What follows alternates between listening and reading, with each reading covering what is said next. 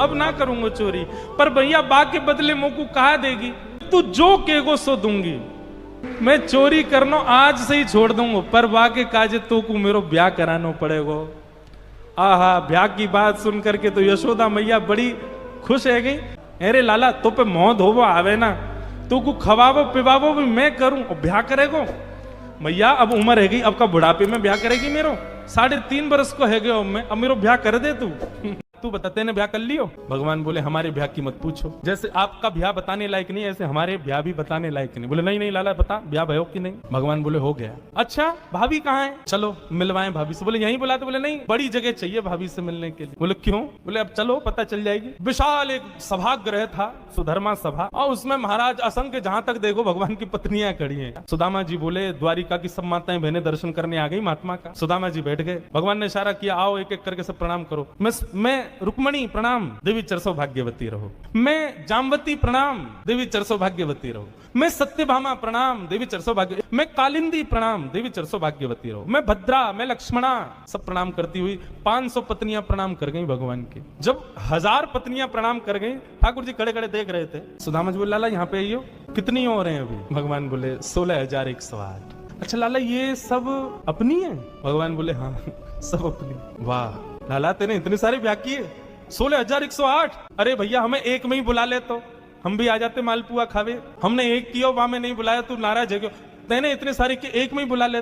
कितनों सजाए लो, कितनों ए लाला तू वैसे ही कारो, ऊपर से मैं तो को बढ़िया सुंदर बना के रखूं, लेकिन तू घूम फिर गया गोबर में ही आके चौं खेले।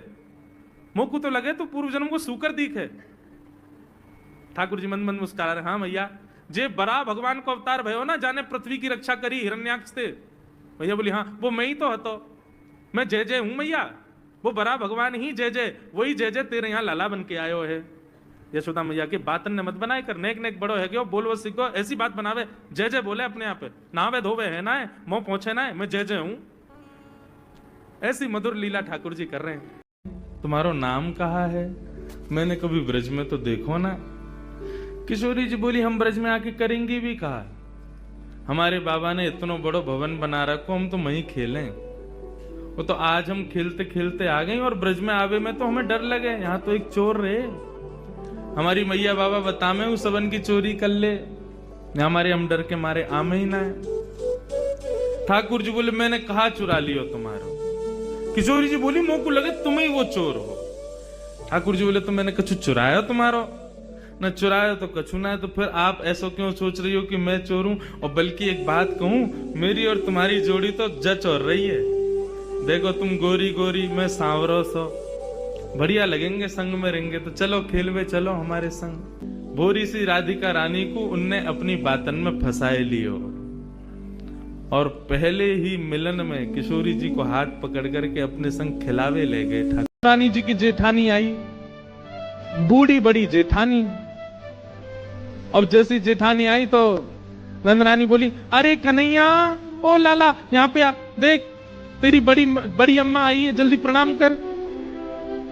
और ठाकुर जी अपने नेत्र खोल के बड़े बड़े नेत्रन से नीचे से ऊपर तक देख रहे हैं। यशोदा मैया बोली लाला कहा देख रहे है?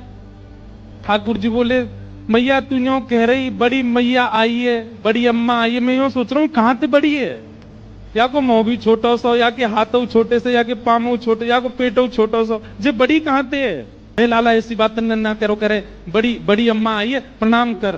ठाकुर जी छोटे छोटे से हाथ, छोटे छोटे से पाम, ऐसे पैर छू नहीं रहे। ठाकुर जी दंडवत लेट गए जमीन में और अपनी छोटी छोटी उंगलीन से बड़ी अम्मा के पाम के अंगूठा उंगलीन को ऐसे कुरेद रहे हैं। ठाकुर जी प्रणाम कर रहे हैं। अब ठाकुर जी के उंगली के स्पर्श हेते ही बड़ी अम्मा के तो इतनो प्रेम उमड़ो, इतनो प्रेम उमड़ो। अम्मा ने उठाए करके ठाकुर जी अंग से लगाए लिए, अंग से लगाए के बोली अरे मेरो लाला, अरे मेरो कन्हैया, मेरे लाला के रोम रोम के ब्याह है जाए, इतने ब्याह हो मेरे लाला के कि खूब सारी बहू आ जाए घर में।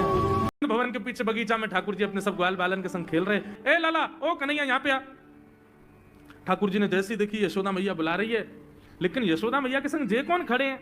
श्रीरामा मधुमंगल। बोले हाँ ये तो सांची में आ गए सबरे ब्राह्मण, हम तो ऐसे खेल खेल में निमंत्रण दे के आए इनको। मैया बहुत मारेगी भैया, मैं अकेला नहीं जाऊंगा, तुम भी चलो मेरे संग। यदि मुंह में एक थप्पड़ पड़ो तो तुम मुंह पड़वाऊंगो। मैया बहुत मारेगी आज। हाँ मैया बता, कहा कह रही? नहीं लाला, जो जो बड़ो है तो जा रहा हो, तेरी उधमन की सल ना है पड़े। कहा क्यों तेने? बोले कहा क्यों मैंने? ये सब कौन है? मुंह का पता कौन है? मैं ना जानू मैया इन्हें। बोले जे सब रे ब्राह्मण है हमारे गोकुल के, और सब यूं कह रहे हैं तेने इनके घर जाके इनको सबन को निमंत्रण दियो, यूं कहीं हमारे यहाँ यज्ञ भयो आकर के आप सबन को भोजन पानो है। मैया तेरी सौगंध खा के कह रहा हूं, मुझको तो जीव ना पता इनको घर कौन सी गली में। झूठ बोल रहे हैं सब रे, मैंने निमंत्रण ना दियो। ब्राह्मण सब बोले मैया देखो कैसे सफेद झूठ बोल रहे हैं आपके आगे। मैया बोली सच बता, तेने निमंत्रण क्यों दियो? तब ठाकुर जी बोले मैया बताऊं? बोले बता। बोले हम खेल खेल को यज्ञ कर रहे, वाह यज्ञ में सामग्री नहीं, वाह यज्ञ में मंत्र बोलने वाले भी ना है, वाह यज्ञ में कोई ब्राह्मण भी ना हो, हम आपस में ही सब यज्ञ कर रहे। भाई यज्ञ के बाद ये मधुमंगल बोलो ब्राह्मण भोजन होना चाहिए, तो हमने इन ब्राह्मणों को न्योता दे दियो। मैया बोली अब ये ब्राह्मण आगे कहां पवाऊं? बोले मैया देख सीधी बात है, यहां में ज्यादा चिंता करने की कोई बात ही ना है। जब बिना मंत्र के, बिना ब्राह्मणन के, बिना यज्ञ सामग्री के हमारा यज्ञ है सके, तो ऐसे ये भी खाली खाली दोना लेके बोलते हैं हाँ भाई रसगुल्ला बहुत बढ़िया बनो है, ये देखो ओ हो मोहन थार तो बहुत ही बढ़िया बनी है, सब्जी तो पूरी कितनी बढ़िया लग रही है, खाली पत्तल लगा दे, खाली दोना लगा दे, और भाव से ये लोग भी पालेंगे है भोजन, भाव को यज्ञ भाव को भोजन। ब्रजवासियों को एक बार पता चल गया कि ठाकुर जी परमात्मा है, तो सब ब्रजवासी ने ठाकुर जी से कही लाला तू जय जय। ठाकुर जी बोले अंबे मैं जय जय। लाला तो जय जय तो बैकुंठ में रे। ठाकुर जी बोले अंबे का चुदना को लीला कर व्याऊं। सब स्पष्ट कर दिया ठाकुर जी ने। तो मधुमंगल श्रीदामा तनसुखा मनसुखा सबरे सखा बोले लाला तो एक काम कर, तू जय जय तो और कछु मत कर, एक बार अपना बैकुंठ दिखाला हमें। ठाकुर जी बोले बैकुंठ देखोगे? बोले हाँ। ठाकुर जी अपने सबरे सखान ने लेकर के महाराज बैकुंठ गए। जैसे ही बैकुंठ पहुंचे बोले भारे सबरे ब्रजवासी लाला जी चार भुजा वाले कौन खड़े हैं सामने? बोले जय विजय पार्षद हैं। मधुमंगल हाथ पकड़ के देख रहा है। ठाकुर जी बोले कहा देख रहे हो? वो देख रहा हूँ असली के कि नकली लगा के आ गए। ठाकुर जी ने इशारा कर दिया, वैकुंठ में सब प्रणाम कर रहे हैं, मधुमंगल श्रीदामा को भी। मंगल श्रीदाम बोले लाला जी सफेद सो हाथी डोल लो, या के ऊपर एक राजकुमार बैठो, जी कौन है? बोले इंद्र देवता है जिन जाके तुम सबरे ब्रजवासी पूजा करो करते। मधुमंगल श्रीदाम बोले लाला जाने बहुत पूजा कराई, खूब 56 भोग बनवा बनवा के पाए, कभी दिखो नहीं हमको, आज पहली बार दिखो है, तू जय जय है ना? बोला हाँ। यार नीचे उतार के जाके हाथी पे हमें बैठा दे। ठाकुर जी बोले इंद्र रुको, नीचे उठो। ऐरावत हाथी तुरंत बैठ गया इंद्र चरणों में, आज्ञा करें भगवान। बोले हमारे सखा बैठेंगे। ऐरावत हाथी, उस हाथी की महिमा ऐसी बताई जाती है। ऐरावत हाथी पर सब घूमन लगे। ठाकुर जी इतने आनंद में सब ब्रजवासी वैकुंठ घूमे। ठाकुर जी गैयाओं को प्रणाम करने जाते हैं, जैसे ही देखते हैं कि कोई गैया बैठी है, सो ठाकुर जी कहें अरे अरे मैया या गैया को आलस आ गयो, या को आलस दूर कर दूं। सो बैठी हुई गैया के ठाकुर जी सींग पकड़ लेते हैं, और सींग पकड़ करके अपनी ओर खींचते हैं, दूसरी तरफ से सींग बलराम जी पकड़ लेते हैं। अब ऐसे सींग पकड़ करके ऐसे ऐसे गैया के सींग हिलाते हैं। अब बैठी रहती गैया थोड़ी देर तो कोई बात नहीं, जैसे जोर जोर से हिलाना प्रारंभ करते हैं सोई गैया खड़ी हो जाती है, और जैसे गैया खड़ी होती है ठाकुर जी लटक जाते हैं सींगों से। अब ठाकुर जी को तो बढ़िया झूला बन गया, गैया की सींगन पर झूल रहे हैं।